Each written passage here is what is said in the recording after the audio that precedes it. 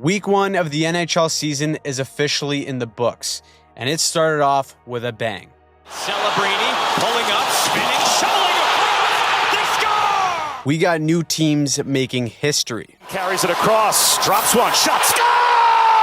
Of course, the NHL wouldn't be back without a little controversy and hatred.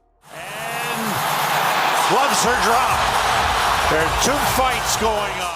Hockey is back, and the drama is just getting started. So let's cover everything that happened in Week 1 of the 2024-2025 NHL season.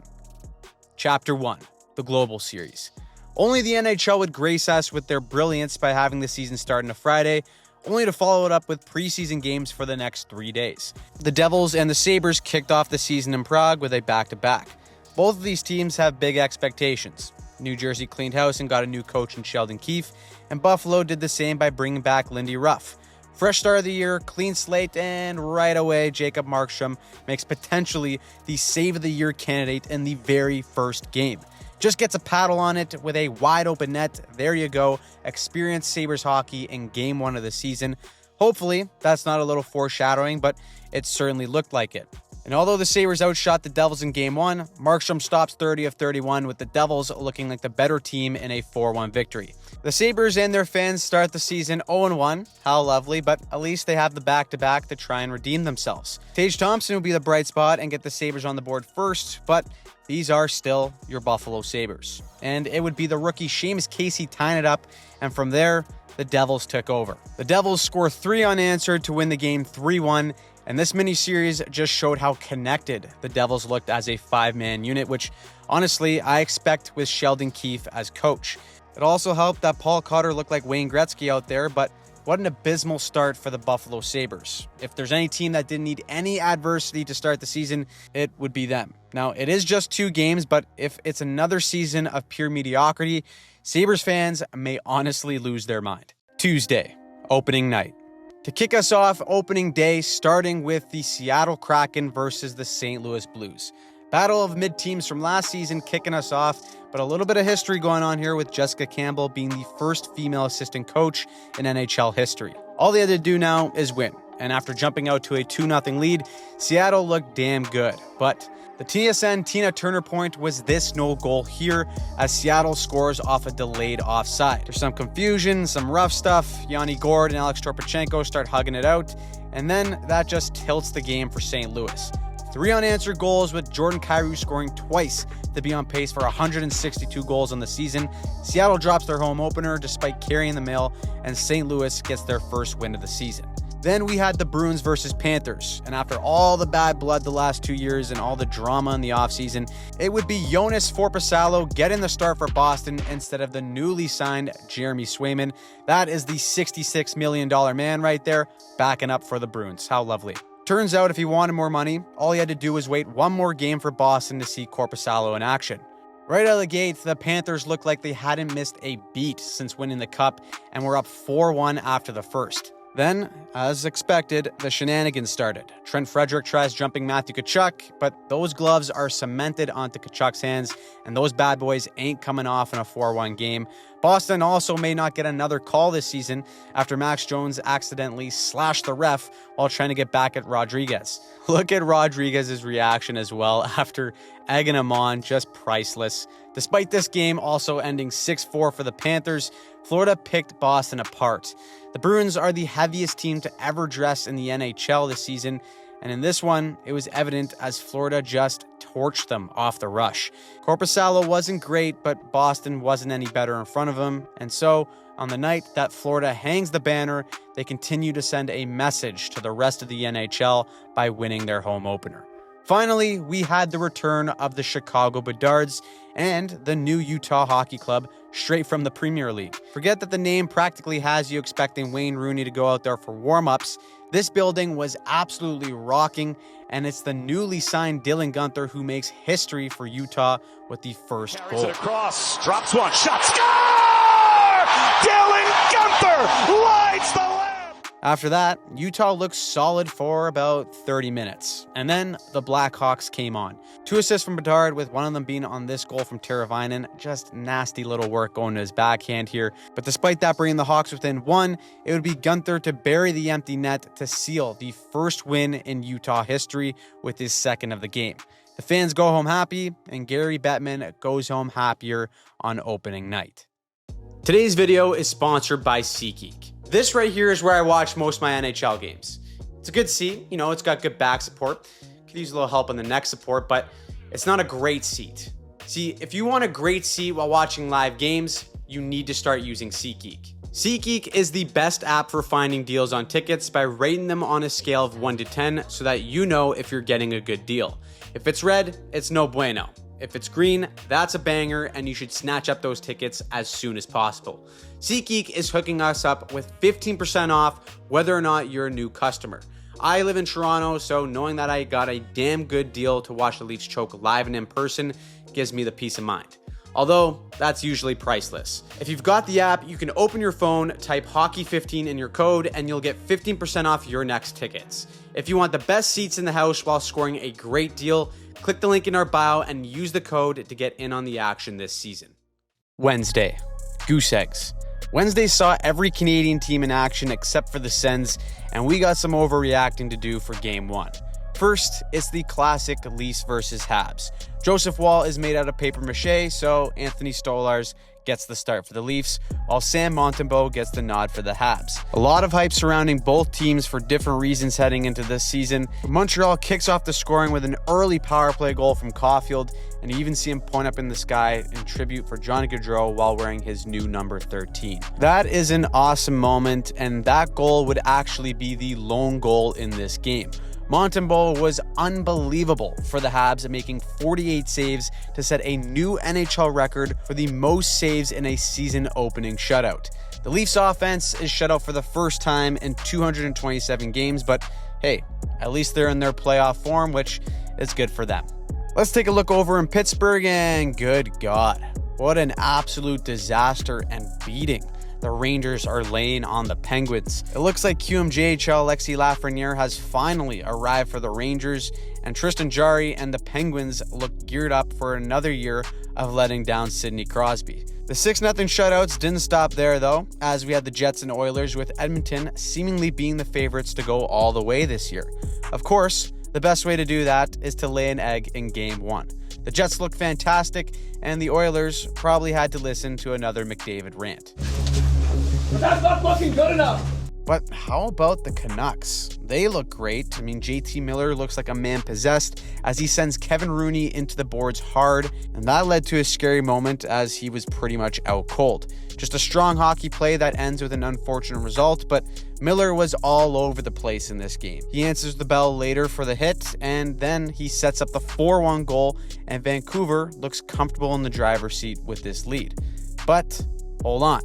Calgary Flames start to buzz a little bit, and it looks like they realize that Silovs is struggling to find pucks from a distance as they score 3 unanswered goals to tie the game.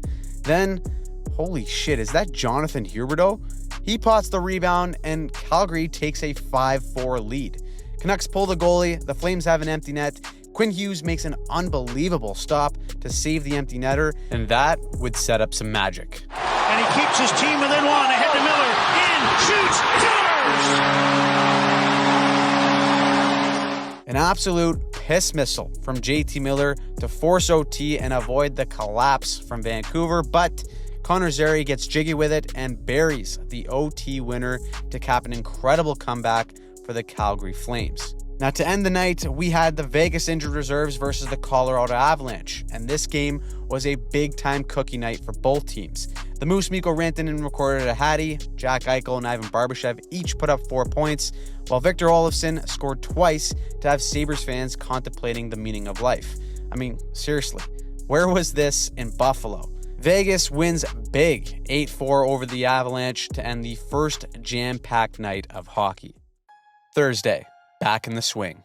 It's a 9-game night that kicks off with the Bruins and Canadiens, and after getting spanked by the Panthers Boston gets their $66 million goalie back in between the pipes. However, this game was more of a showcase for Elias Lindholm. He has a big 3-point night to help the Bruins win 6-4, and even though this ended in an L for Montreal, I have to say, I like what I'm seeing from them early on. A fun team with a lot of young talent that doesn't seem afraid to work hard. If they just take it one game at a time, who knows what can happen.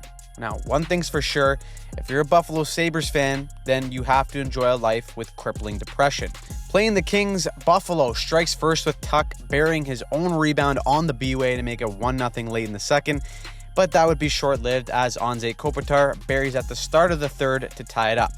Then we get some sort of, looks a little bit more like a spin class to me. I don't know what's going on there, but in the end, the Sabres find themselves on a 5-on-3 where Kopitar once again sticks the dagger to give the Kings the late lead. Pain doesn't stop there for Sabres fans as Kopitar adds the empty netter for the natural hat trick. Kings are 1-0 while the Sabres are already 0-3. Speaking of teams trying to escape hell, the Sens start their season against the defending Cup champs. Sens fans have been waiting for this team to be good for years now, but this season feels different because they finally got their goalie in Linus Ullmark.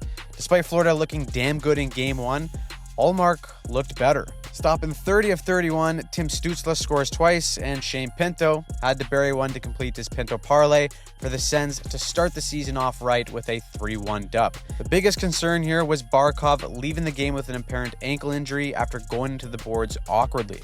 Hopefully he's all right, because if he does miss a lot of time, that is a massive loss for the Panthers. Now, I know what we're all thinking. Is the Leaf Cup parade on or off? But guys, it's way too early. I mean, they got shut out in Game 1, but they played well, and now they're going up against their former coach and a Devils team that looks damn good. And I just don't want Leaf fans getting ahead of themselves. But I can feel it. Leafs Nation is watching their bottom six score greasy goals and getting solid goaltending, and you can already see them getting giddy. 4-2 win on the road against their old coach, and all of a sudden, I see it. There's a clear path showing itself for the parade route in Toronto. But until then, the Core 4 only has 1 point in 2 games, so until they fully activate, the parade is cautiously in the planning phase. Let's check back in on Saturday to see how it's going. Meanwhile, a team that should actually start looking into parade routes is the Utah Hockey Club. It's early, but man, is this team electric. Specifically, Dylan Guenther. He pots another 2 in this game, including this OT winner. Cooley, all the net. It's Guenther. He scores! Dylan Guenther in overtime wins it for Utah. He leads the league with 4 goals, and anytime you can make an Islanders game fun to watch, you have my attention as a team. Speaking of attention, there is a lot of eyes on Detroit this year as to if they can finally squeak into the playoffs, and in Game 1, they let the Penguins walk all over them. Sid, the middle-aged man with 2 assists, Malkin in the middle follows suit, and the Penguins win big 6-3. Taking a peek over in Minnesota, where the Wild have been mid for years, they look to change that with Matt Boldy getting a goal and 2 assists to help the Wild defeat Columbus 3-2. Now, they're going to need every point that they can get against bad teams, especially with the Preds and Stars in their division. With those 2 teams going toe-to-toe in Game 1, seeing Stamkos and Marchessault in yellow is enough to make a grown man sick. Despite 2 assists from Marchessault, the Stars are legitimate cup contenders this year, and they aren't playing around.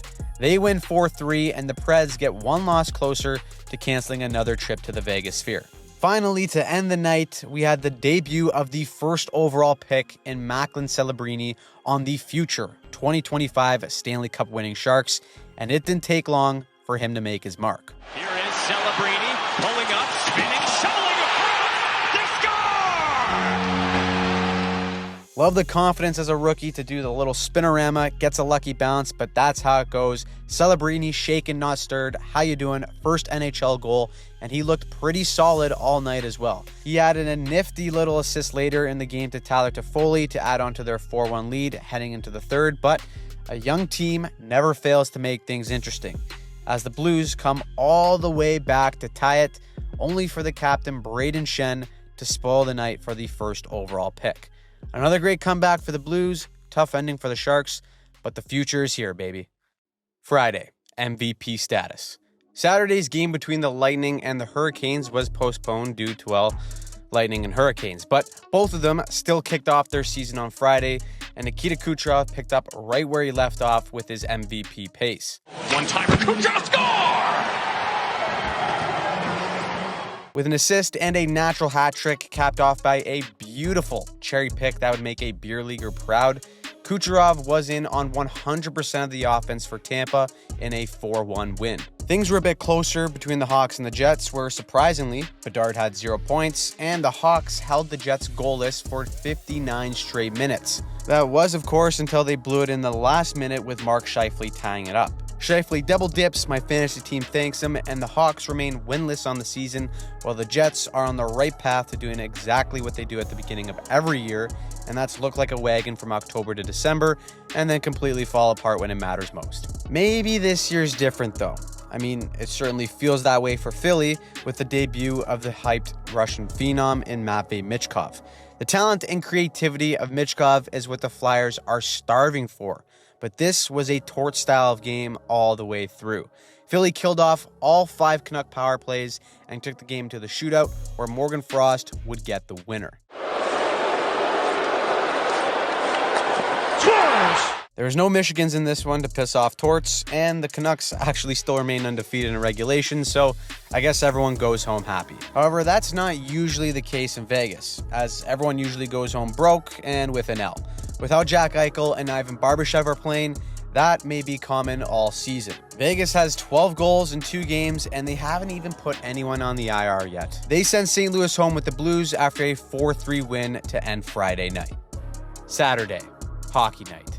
The first full Saturday of hockey meant that every team had officially played their first game. And it was a full day of hockey with the early game between the Kings and the Bruins. And in that game, pasta was on the menu as he goes 5-hole cheese to win the game in OT. To Pasternak, shoots, he scores!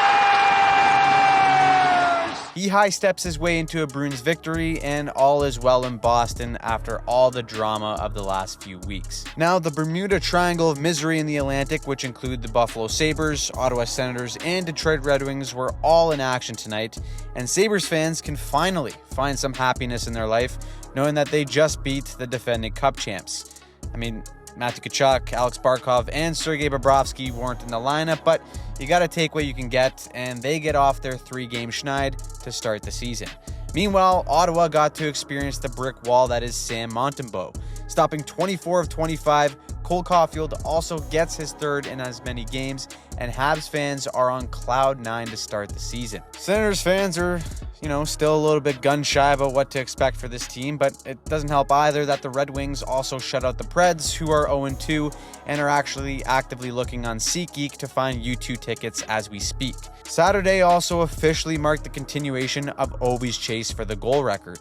He's 42 goals away, and a lot of people are doubting whether or not he can get there after showing his age last season, but you gotta know that the Rush machine never breaks. Too bad they're facing Paul Cotter, who's in his Wayne Gretzky era right now, as he gets another 2 goals in this game. And the Devils hold Ovi to a lone assist while winning 5-3. Caps fans can feel better knowing that Ovi scored as many goals tonight as the entire Islanders squad. As promised, let's check in on Leaf Nation, and there you go. After week 1, you bet your ass the parade is fully on, baby. Nylander and Marner get on the board. Forget Matthews scoring 0 goals. They're above 500, and that alone is enough to officially reinstate the Cup parade for the 24-25 season. I, however, will be attending the real parade over in Utah, going up against the President Trophy winning New York Rangers, and I have to mention that since they seem really proud of it, but this game was all kinds of chaos from the start. 2 goals from Artemi Panera-Bread. Both teams went back and forth with one team scoring and the other team responding. And you got Keandre Miller scoring off of a fluky dump it. Then, of course, you gotta love the chaos erupting with 2 fights breaking out at the same time. Everything's happening in this game, but absolutely no one is shooting the puck like Dylan Guenther right now. This kid's release is puke-worthy for how gross it is. And for a game this entertaining, it deserved a thrilling OT ending. Keller comes away with it. Keller in front. He scores! It's Utah's captain, Clayton Keller, catches everyone sleeping at the wheel, and he goes top bunk for Utah to go 3-0 on the season. The hockey club is a wagon, and you better hop on before they get their real name. Now listen, there is nothing more frustrating in the game of hockey than having goalie problems. And right now, the Colorado Avalanche are in the thick of it. For the second straight game, Alexander Georgiev is pulled after letting in 3 goals on 9 shots. Fantasy owners, I'm so sorry, but no matter how great the stars are on the Avs, you can't outscore a bad goalie in the NHL. And even though they're just 2 games into the season, the reigning MVP in the Nate Dogg, Nathan MacKinnon, was absolutely furious at the end of the game, picking up a misconduct for losing his mind. On the other side is Sean Monahan, who had a great game for the Jackets, picking up a goal and an assist, and afterwards he got the post-game donkey. A beautiful nod to Johnny Gaudreau, who loved to call people a donkey, and it's fitting that one of his best friends in Sean Monahan gets it first. The tributes for Johnny and Matthew Gaudreau continued in Calgary, where they were given a beautiful standing O before the game. All together, see it red for number 13, Johnny Gaudreau!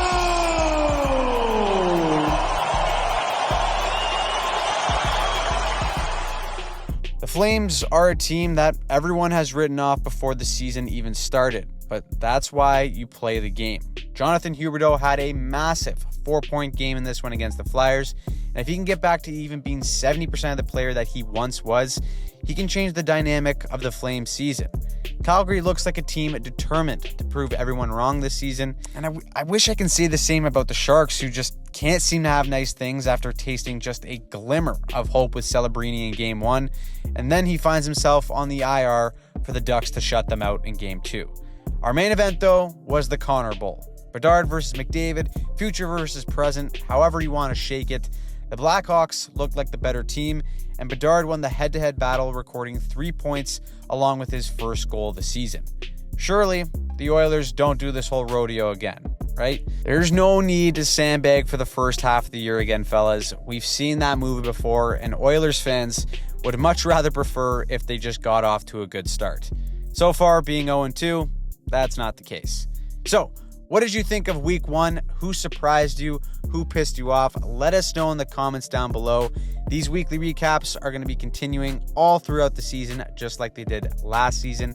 We will also be posting team and player breakdowns throughout the week as well to keep all you hockey fans entertained. So if you aren't already, subscribe to the channel, check out some of our previous videos here, and thanks for watching.